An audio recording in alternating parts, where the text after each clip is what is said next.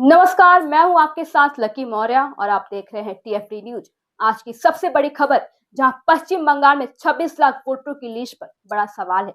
इस चिंता को लेकर टीएमसी का प्रतिनिधि मंडल दिल्ली में चुनाव आयोग से मिलने भी पहुंच चुका है और ममता बनर्जी ने इस मुद्दे पर पहले से ही सख्त रुख दिखाया था और अब पार्टी भी इसे राष्ट्रीय स्तर पर उठाने में भी जुट गई है। जैसे कि वोटर लिस्ट में भी भारी बदलाव के खिलाफ तृणमूल कांग्रेस ने आज दिल्ली में चुनाव आयोग का भी दरवाजा खटखटाया है, जिसके तहत टीएमसी सांसद डेरेक ओब्रायन के नेतृत्व में भी पार्टी के नेताओं ने भी सुबह सुबह 11 बजे चुनाव आयोग मुख्यालय पहुंचकर अपनी शिकायतें भी दर्ज कराई है, जिसमें इससे पहले भी ममता बनर्जी ने भी वे एसआईआर गतिविधियों को रोकने के लिए भी उन्होंने आयोग को भी एक पत्र लिखा था, जिसमें जवाब न मिलने के बाद भी टीएमसी ने भी सीधे मुलाकात कर इस मुद्दे को उठाने का भी फैसला किया है, जिसमें बोला जा रहा है और बताया गया है कि टीएमसी का साफ आरोप है कि वोटर लिस्ट में अचानक किए जा रहे बदलाव को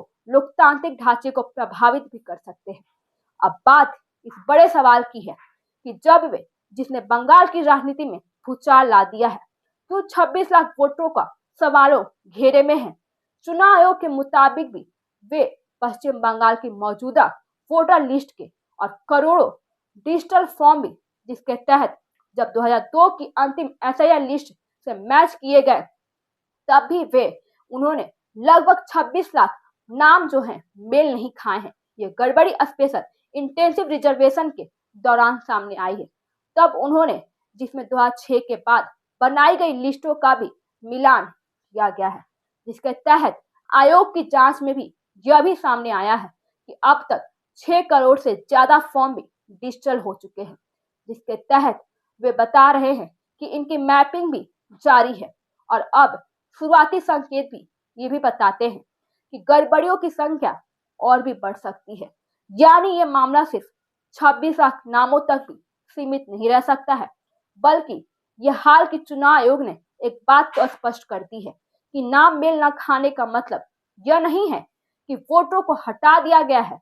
मतलब यह है कि अंतिम फैसला गहन जांच के बाद ही लिया जाएगा।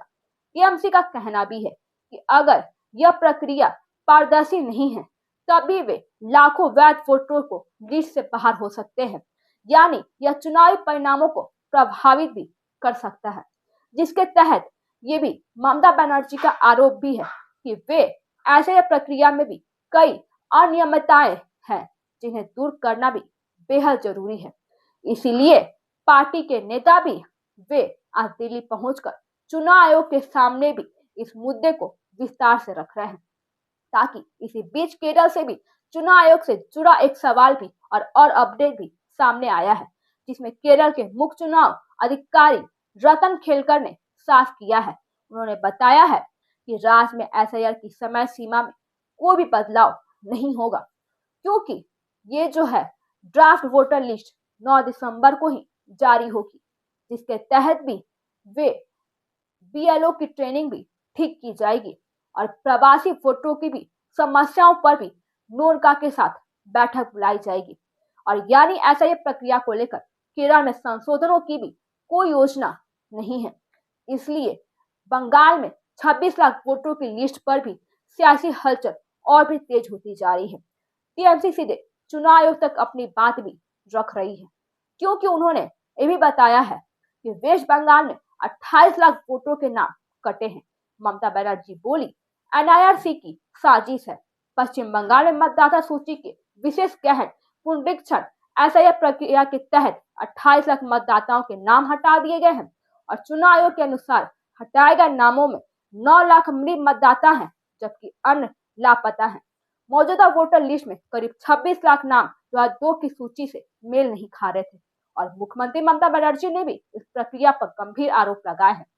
उन्होंने इसे पीछे के रास्ते से एनआरसी करवाने की जांच की है और साजिश बताया है और चुनाव आयोग के साथ साथ बीएसएफ पर भी निशाना साधा है। देश भर के बड़ा राज्यों में चल रही इस प्रक्रिया के दौरान 25 से अधिक बीएलओ बूथ लेवल ऑफिसर की मौत भी हुई थी, जिस पर सियासत भी तेज हो गई है। बुधवार को सुप्रीम कोर्ट ने इन मौतों पर चुनाव आयोग से जवाब तलब किया है। ममता बनर्जी ने दावा भी किया है कि अकेले पश्चिम बंगाल में 30 से अधिक बीएलओ की मौत हुई है। क्या बंगाल में वोटर लिस्ट विवाद अगले चुनाव का सबसे बड़ा मुद्दा होगा? यह देखना भी दिलचस्प होगा। फिलहाल अभी के लिए बस इतना ही। मैं हूं आपके साथ लकी मौर्य। आप देखते रहिए टीएफटी न्यूज। हमारे चैनल को सब्सक्राइब कीजिए और शेयर कीजिए।